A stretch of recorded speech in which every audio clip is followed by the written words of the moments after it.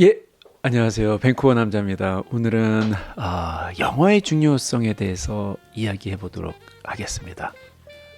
밴쿠버, 여러분들 잘 아신 것처럼 굉장히 살기 좋은 곳입니다. 날씨 너무 좋고요. 공기 너무 맑고요. 환경 너무 좋고요. 그래서 밴쿠버는 세계에서 가장 살기 좋은 곳으로 매년 뽑히기도 합니다. 요즘에는 집값이 너무 비싸서 세계에 한 뭐 3위, 4위, 5위권으로 좀 떨어졌는데 그전에는 거의 뭐 3, 40년 동안 매년 세계에서 가장 살기 좋은 곳으로 손꼽혔던 도시죠. 그래서 많은 분들이 밴쿠버에 오십니다. 뭐 이민으로 오신 분도 계시고 어떤 분들은 뭐 유학으로, 공부로, 어학연수로 또는 뭐 워킹 홀리데이로 또 자녀 교육으로 굉장히 밴쿠버를 많이 찾으세요. 첫 번 1년, 2년 동안은 굉장히 좋은 삶을 보냅니다. 근데 짧게는 1년, 뭐 길게는 2년 정도 시간이 지나면서 대부분의 사람들이 이런 얘기를 많이 합니다. 밴쿠버는 답답하다. 숨이 막힌다. 잡이 없다. 굉장히 살기 좋았던 도시가 갑자기 가장 살기 좋지 않은 도시로 바뀌게 됩니다. 그러면서 본인이 외로움을 더 느끼면서 점점 한국 사람들만 만나게 되죠. 한국 사람만 계속 만나면은 외로움은 더 가중이 될 수밖에 없어요. 200만 도시의 밴쿠버, 5만, 7만의 작은 도시로 변하게 됩니다. 내가 이 밴쿠버에서 조금 더 적응을 더 잘하고 조금 더 내가 오기 전에 생각했던 목표를 이루려면은 첫 번째로 무조건 해야 될 것은 저는 영어 공부다.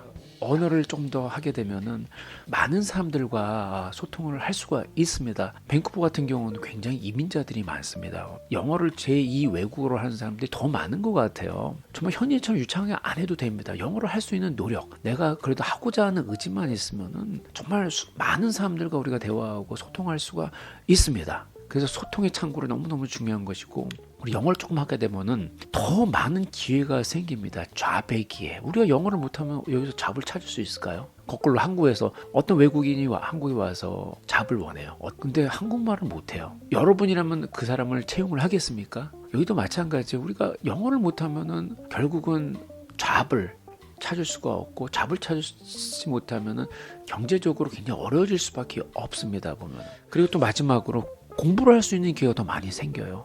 조그만한 컬리지라든지 어떤 직업 학교를 가더라도 영어라는 장벽이 있습니다. 보면은. 근데 내가 영어를 하지 않으면은 그 공부할 수 있는 그런 진입 장벽에서 이미 그걸 넘질 못하는 거예요. 공부를 하게 되면은 미래에 더 많은 기회를 부여받습니다. 근데 공부를 하지 않으면은 기회는, 미래에 대한 기회는 보장되지 않습니다. 그리고 여기서는 정말 직업 교육의 기회들이 굉장히 많이 있거든요. 제가 예전에도 뭐 동영상을 올렸지만은 내가 나이가 먹어서도 내가 공부할 수 있는 기회는 정말 무궁무진합니다. 작은 것부터 큰 것까지. 근데 아무리 작은 거를 내가 공부를 하고 싶어도 내가 영어를 하지 못하면은 그 기회를 다가갈 수가 없는 거예요. 그래서 영어 공부를 조금 어렵지만, 영어 어려운 언어지만은 여러분들께서 정말 꾸준하게 하면은 정말 더 많은 사람과 소통할 수 있고, 더 많은 잡의 기회도 있고, 더 많은 공부의 기회도 있습니다. 예. 그러면 영어 공부를 우리가 어떻게 해야 되냐라는 질문을 던질 수 있는데, 물론 영어 공부가 어렵습니다. 앞서 말씀드렸듯이 제가 생각할 때는 뭐든지 꾸준하게 하는 것이 중요한 것 같아요.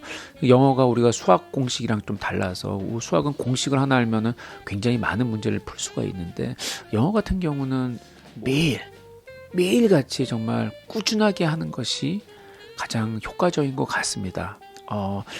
내가 보통 하루에 2시간을 매일 하면 좋겠지만 2시간이 안 되면 1시간, 1시간이 안 되면 정말 30분이라도 매일같이 하는 것을 저는 권해드려요. 그리고 두 번째는 현지 신문, 현지 뉴스를 통해서 공부하는 게 굉장히 효과적이라고 저는 생각을 합니다. 내가 영어가 어느 정도 되더라도 여기 사는 현지인과 대화를 했을 때 공통적인 그런 관심사가 있어야 될 거 아니에요. 물론 상대방이 한국에 대해서 굉장히 많이 아는 사람이라면 소통하기 굉장히 쉬워지죠. 우리가 현지를 알 수밖에 없어요. 그러면 우리 현지 신문을 많이 읽어야 됩니다. 현지 뉴스를 많이 봐야 되고, 현지의 사정을 모르고 어떻게 현지인 사람과 대화를 할 수가 있겠습니까? 관심사가 맞지 않아서 한마디 두마디는 오고 할 수 있겠지만 더 이상의 이야기는 우리가 대화를 끌어나기가 쉽진 않아요. 현지 신문을 통해서, 현지 신문도 여기 밴쿠버 신문도 뭐 어려운 신문도 있지만은 뭐 간단하게는 뭐 지하철역, 뭐 스카이트레인역에서 나눠진 뭐 메트로 신문 굉장히 좋습니다. 간단하면서도 정말 간결하게 써져 있는 신문이기 때문에 그런 아주 동네 로컬지 신문을 통해서 정말 꾸준하게 보는 거예요.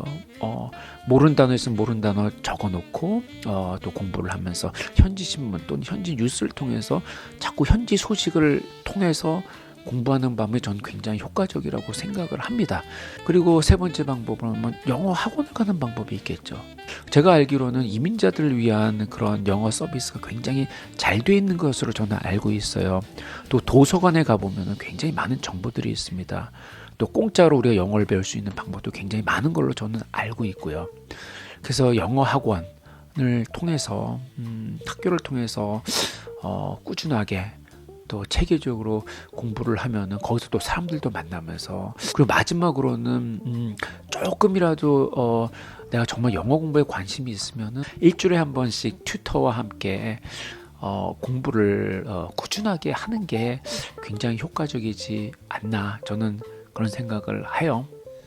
예, 저는 제 개인적인 얘기를 할게요. 저는 중학교 3학년 때 이민을 왔습니다. 1989년. 그 당시에는 이런 얘기를 했어요. 한국에서 가면은 너 6개월 만에 영어 다 끝낸다. 이런 얘기를 할 시절이었죠. 굉장히 참 모르는 시절이었죠, 그때는.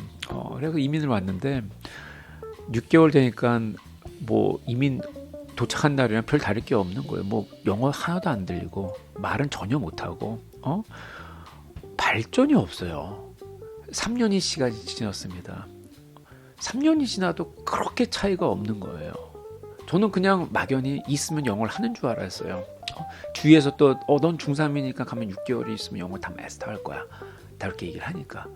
그래서 저는 그냥 꾸역꾸역, 정말 꾸역꾸역 뭐 겨우겨우 고등학교 졸업하고 겨우겨우 뭐 대학교 가서 정말 겨우겨우 턱걸이에서 졸업을 하고 그냥 사회에 딱 나온 거예요. 여기는 사회 딱 나오면 아무도 도와주지 않았습니다. 학교 안에서는 많은 걸 도와주고 많은 거를 해주지만은 사회 나오면은 뭐 한국도 마찬가지겠죠. 사회 나오면 아무도 안 도와주잖아요. 보면 나 혼자 다 헤쳐나가야 되잖아요. 사회 나오자마자 느꼈어요. 저는 내가 영어를 굉장히 못하는구나. 내가 이 영어 실력 갖고는 내가 정말 사회에서 살아남을 수도 없고 전혀 내가 할 수 있는 게 아무것도 없구나라는 걸 제가 졸업하고 사회에 나오면서 바로 느꼈어요, 제가. 그리고 저는 깨달았습니다. 내가 영어 공부를 해야 되겠구나. 정말 학교 다닐 때 영어 공부 하나도 안 했거든요, 저는. 꾸역꾸역 그냥 학교를 나온 것이지. 그래서 저는 정말 크게 느끼고, 이래서는 내가 살 수가 없구나, 내가. 영어 공부를 정말 열심히 합니다, 제가. 정말 처음부터. 이민 처음 와서 우리가 ESL, 영어 ESL 그 과정을 들을 때 그 책부터 하나씩 정말 공부를 하고, 또 그 당시가 또 90년대 중반이어서 인터넷이 나올 시대, 인터넷이 처음 대중화되는 시기였잖아요. 그때 생각이 드는 게 전부 다 이메일로 쓰는 거예요. 제 라이팅 실력이 엉망이었거든요. 지금도 많이 부족하지만은 정말 내가 쓰기를 잘해야 되는구나. 그래서 제가 영어 튜터를 찾았어요. 매주 5년 동안 영어 공부를 했습니다. 제가 매주 영어 공부를 하고 매주 내가 500자 1000자를 쓰는 연습을 했어요. 5년 동안. 그러니까 영어 꾸준하게 그렇게 매주 꾸준하게 공부를 하니까 영어가 정말 느는 거예요, 보면은. 그러면서 나름대로 자신감이 생기고, 내가 이 사회에서 내가 뭔가를 그래도 할 수 있는 일이 있겠구나. 뭔가에 좀 영어를 좀 하다 보니까 자신감이 생기는 거예요. 저는 정말 어릴 때 왔지만 영어가 거저되는 줄 알았어요. 하지만 어릴 때 와도 영어는 정말 거저되지 않습니다. 정말 20대 중반에 와서 저는 영어 공부를 다시 처음부터 하기 시작을 했습니다. 그러니까 조금씩 영어가 느는 거예요. 그전에는 어릴 때 왔지만 영어가 전혀 늘질 않았어요. 왜?